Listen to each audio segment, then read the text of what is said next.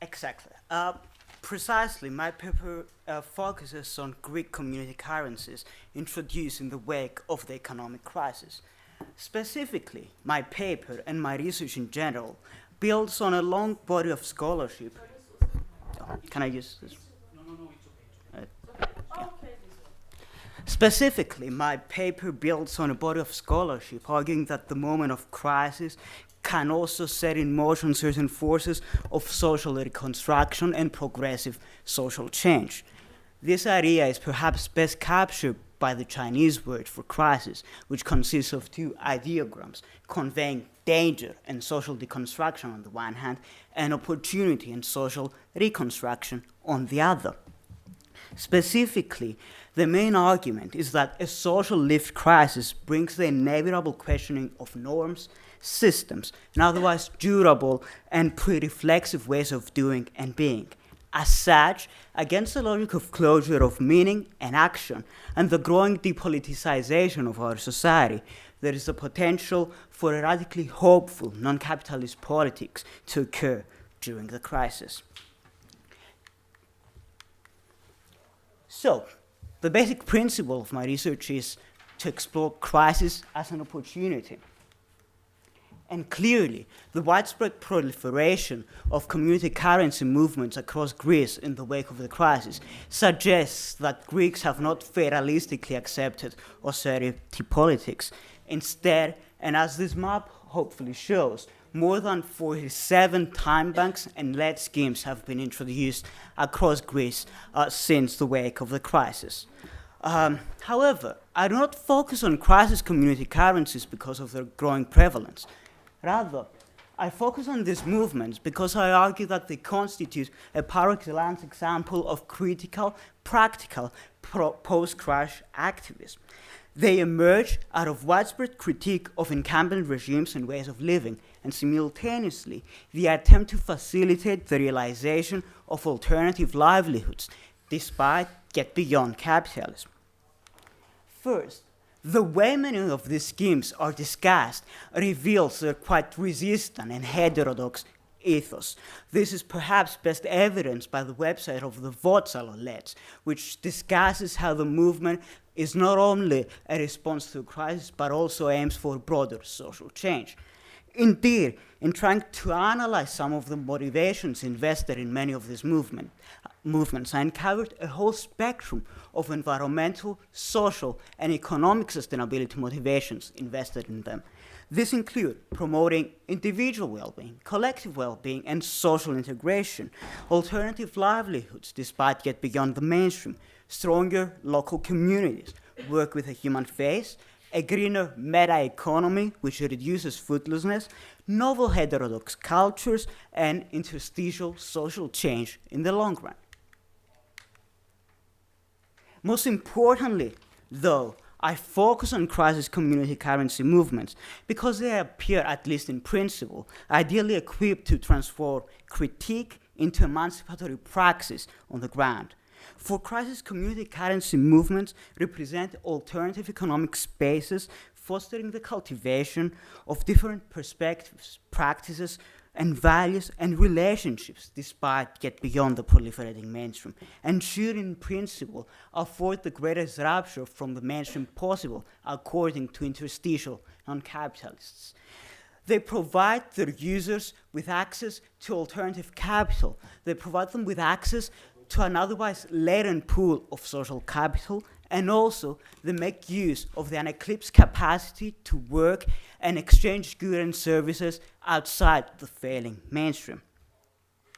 Adding to this, Greek community currencies have certain unique characteristics which arguably buffer them against potential challenges and obstacles discussed in other work on community currencies in general. Not only do they operate in a rather favorable context of severely unmade practices and widespread critique, but also Greece has long been discussed as an epicenter of moneyless exchange. There's an argument that there's a long tradition of people doing things outside the mainstream economy. Therefore, many people may be predisposed to perform the alternative economy and engage in the otherwise novel phenomenon of community currency movements. Also, certain kind of internally specific characteristics are really important. There are many concerted efforts for networking, and there are many translocal solidarities which contribute towards the informal sharing of information. And therefore, this can be seen, for example, through the annual Athens Festival for Solidarity and the Cooperative Economy, the Solidarity for All Network, the emerging Athens Integral Cooperative, etc. Finally, commitment-building mechanisms are central in the day-to-day operations of these movements. They focus a lot on organizing socials, events, parties, etc., with the whole idea of building trust and reciprocity between their members, and therefore to pave a rather easy route to reciprocal trading. However, it's important to also move beyond romanticizing these alternative economic spaces. And this is because, as I've already said, previous scholarship has discussed how community currencies are mainly discursively powerful in that they face many practical challenges.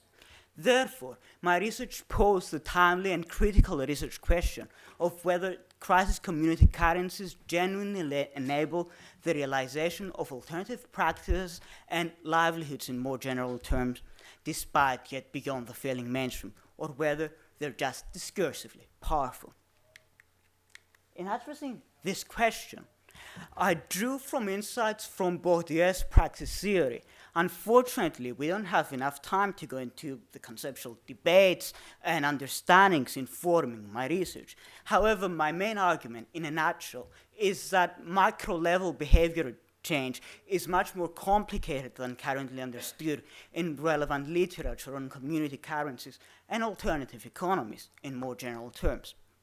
In other words, certain novel practices of the alternative economy, like trading using community currencies, can only ever emerge in ideal circumstances whereby a whole spectrum of constituent practice ingredients align.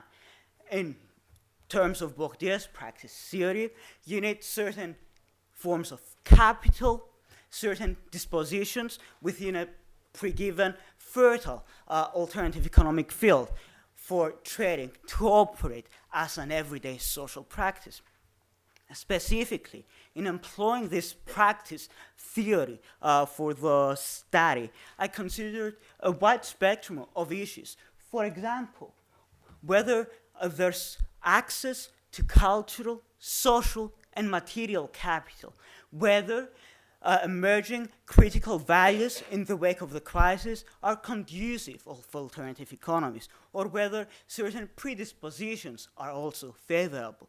Conversely, whether first-hand experience of the alternative economy may culminate in disillusionment, or instead in the emergence of novel habits and routines of making trading and practicing the alternative economy in more general terms into an integrated part of daily life. Finally, I considered whether these movements are internally fertile or whether they have certain frictional interactions with the proliferating mainstream, undermining their performance. In exploring these issues, I embarked on a lengthy ethnographic study of three exemplifying movements: the Votsalolets, the Athens Time Bank, and the Holargos Papagos Time Banks. So, moving now beyond conceptual understandings and the methodological underpinnings of my research, it's unfortunately time to face reality. And I say unfortunately because in most of the cases, these movements are only discursively powerful and practically unfulfilling. On the one hand, in embarking on my research, I encountered a widespread claim around diverse economic possibility despite yet beyond the crisis.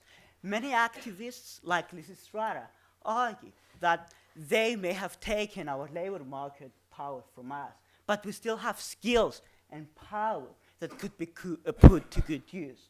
The crisis paradoxically makes you realize that you cannot be reduced into a faceless unit in the mainstream labor market.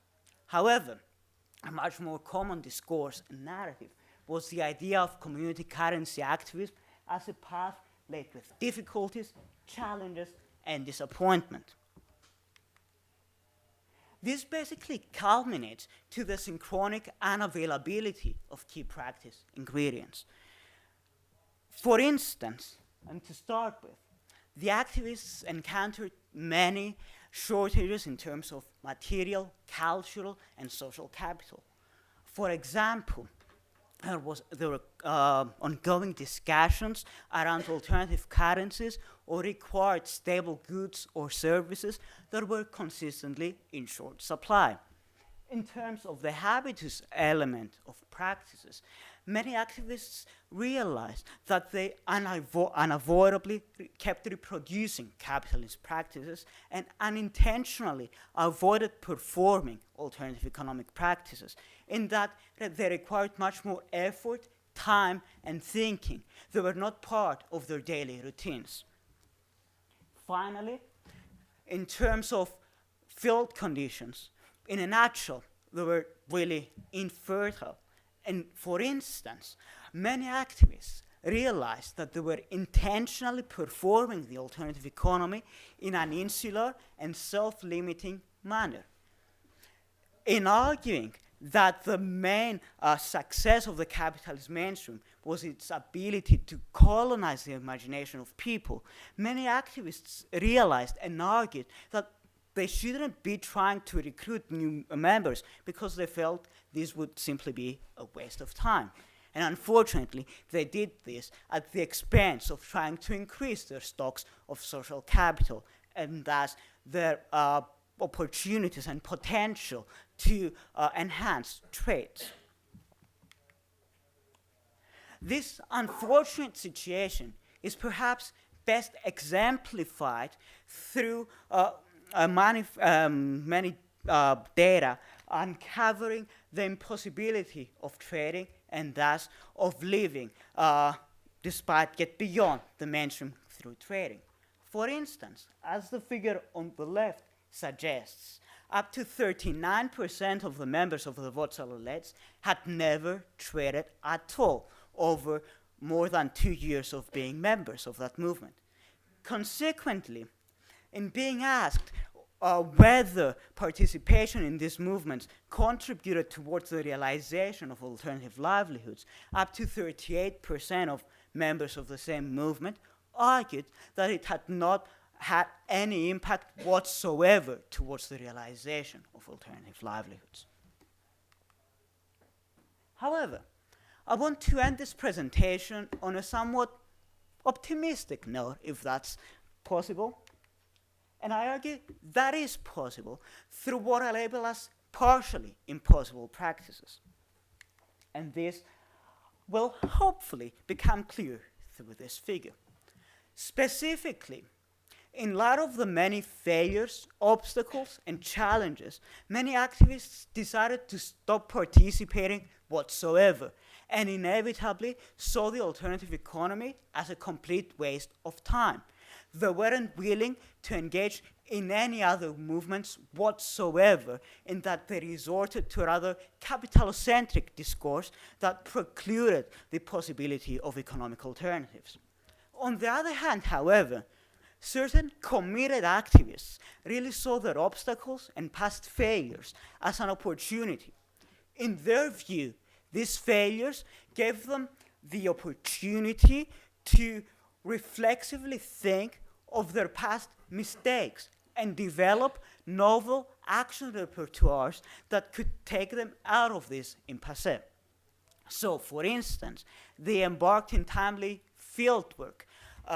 One of the many approaches to solving previously encountered problems is a recent attempt to form the Athens Integral Cooperative, which attempts to bring together all the elements of the economy, including many primary producers and consumers, into an integrated cooperative movement seeking to enable the realization of alternative livelihoods. Whether this succeeds or not is a whole different story. So, To conclude with, in addressing the central research question posed in this presentation, I think it's sufficient to argue and conclude that community currency movements, in the Greek context at least, presently lack the strategic elements that would help them enable the realization of alternative livelihoods. In many ways, they epitomize Noy's understanding of a crisis-laden society whereby the strategic elements that would help articulate and link critique to social change are missing. However, it's important to note that they still persist as spaces of hope, struggle, and experimentation. So, in wrapping up the presentation and in concluding, a couple of take-home messages which are provisional in that I would also like your inputs perhaps during the question session later on. First of all, I argue that the research challenges otherwise inspiring manifestos around everyday crisis activism. However, by also uncovering the future potentiality of community currency movements, they suggest that we can perhaps still maintain faith in community currency movements. It's quite true that many of the challenges and obstacles I've indicatively discussed in this presentation have been reported in previous literature on community currencies. And the very fact that these same obstacles keep reappearing in an otherwise favorable context of the Greek economic crisis could perhaps be alarming. However, it's important to note and highlight once again that these movements persist against all odds. Finally, in a more conceptual kind of manner, for those of you who are perhaps more theoretically inclined, I would argue that a practice-based understanding enables the rigorous exploration of community currencies in more general terms. And therefore, I would argue that perhaps we see here the beginnings of a novel research agenda that could perhaps benefit by incorporating insights from practice theory. This is because practice theory basically has the benefit of allowing us to simultaneously explore objective conditions but also subjective interpretations and certain sociological kind of influences on practices such as pre-existing habits and enduring ways of behaving. So, that's it. Thank you.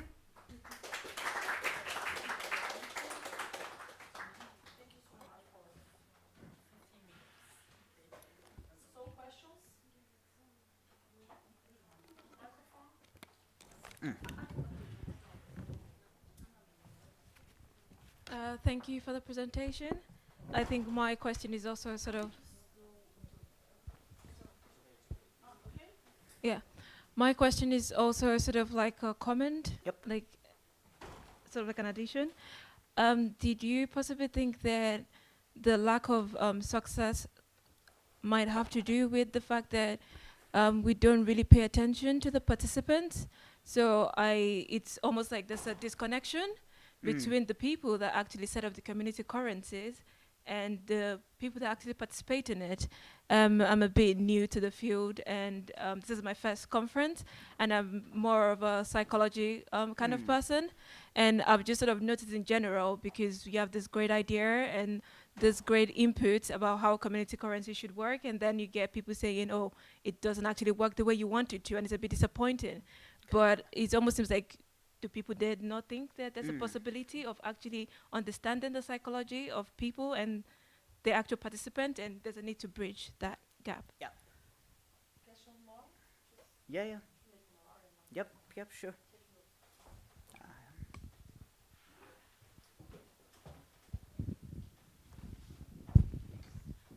Thanks for your presentation. I was in Athens a year and a half ago and saw a little bit what was happening. And I was told that, since the crisis, some other, I guess what I'm doing is maybe want to see if you could talk about the broader social context, because there's few things interesting happening. If I could just name them, one is diaspora are going back to Greece and bringing new methods, new ideas, and social innovations, you could call them. Another thing is that a lot of people were underemployed before the crisis, and they're losing their bad jobs and now trying to make a living using the skills for which they're actually educated. So someone gave me the example of artisans who are trying to trade with each other. And I met a guy who's running a cafe, but he has a master's in sound engineering. He was giving his skills away to theater productions. That's what he would actually like to do. So there's the opportunity in the crisis that I'm seeing, and along with that, a kind of creativity, a lot of squatting as well. So using non-productive spaces in a very different way. Yeah, and forming cooperatives. People I'm told for the first time, people are getting together and forming their own kind of cooperatives. So I wonder if you could talk about the more general social changes that are happening and the kind of opportunities, in fact, that are happening. Definitely, yep. Any other? Yep. So, in terms of the first question regarding psychological insights and the views of participants, yeah, you're perfectly right and in line with what I was finding, because one of the main findings, which unfortunately I didn't have time to discuss in terms of infertile field conditions, is that many participants, first of all, these movements operate using general assemblies, open assemblies, inviting everyone to decide and make decisions and organize stuff, etc. So many activists who were disillusioned were exactly disillusioned because they felt that there were certain power imbalances and that their views weren't taken into account. And even though I've argued that these movements are quite radical in terms of their motivations, not all members share these aspirations, so the movements are really internally diverse as well. Therefore, when participants felt that their own motivations and values were being undermined, they became kind of disillusioned with the whole thing, and they stopped engaging.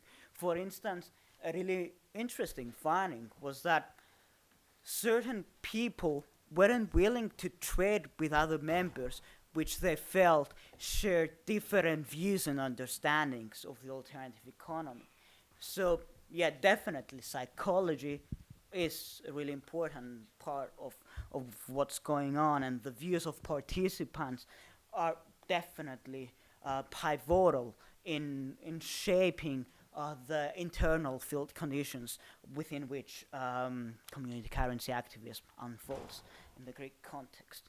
So, now more broadly relating to the situation in Greece. Well, yeah, you're absolutely right, but there's widespread documentation of the many ways in which both society from the grassroots, but also individuals on their own, try to overcome and creatively overcome the crisis. So, yeah, there's been a widespread mushrooming of what they label as the social and solidarity economy in more general terms. And in reality, these community currency movements I've been discussing are really an integrated part of this broader movement, so they do have a lot of connections with other initiatives, with things like social clinics, free kitchens and solidarity kitchens, workers' cooperatives which they support. They do tend to gather in certain social movement scenes, like squats, for instance, in aiming to kind of support this broader kind of anti-austerity struggle in more general terms.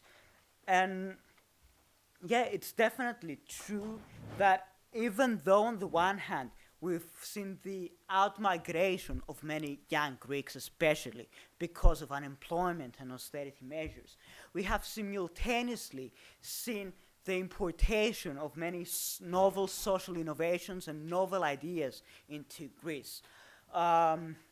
Specifically, I would argue that when the indignant Citizen Square movement was unfolding in the summer of 2011, it kind of planted the seeds for many of the social and solidarity movements that are currently in operation.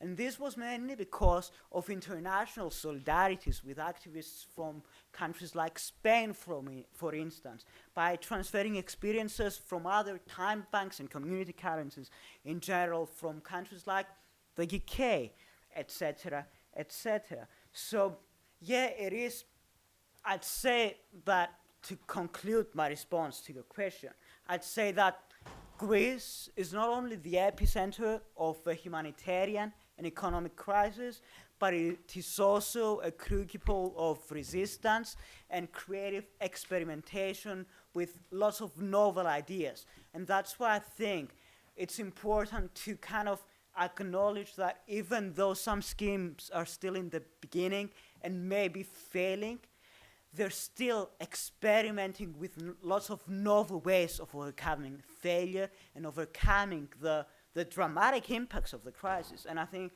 that's a really important cause for celebration, I guess, if you could say you could celebrate the crisis in any possible way.